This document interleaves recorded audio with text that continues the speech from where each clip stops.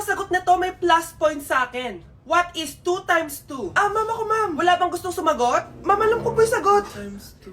Ma'am. Okay, Samantha. 2 times 2 is 4. Very good. May plus 5 ka sa akin.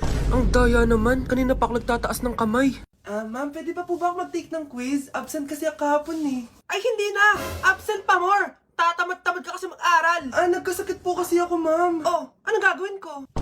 Ma'am, pwede ba ako mag-quiz kahit absent din ako kahapon? Oo naman. O ito, magsimula ka na. Thank you po, ma'am. Bakit siya pwede mag-quiz, ma'am? Bakit? May problema ka ba? Oo, may problema ako. Favoritism ka. Palagi na lang sa Samantha yung binibigyan mo ng chance. May galit ka ba sa akin, ma'am? Sabihin mo. Hindi ako galit sa'yo. Pero sa nanay mo, oo. Wag na wag mong dadama yung anak ko sa problema mo sa akin.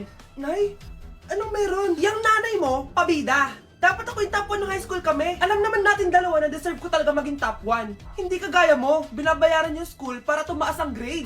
Totoo ba yun, Nay? Sinungaling ka! Mana ka naman para sa nanay mo, Samantha. Nga pala, alam na ng principal yung pagiging favoritism mo. Good luck na lang sa'yo, ha?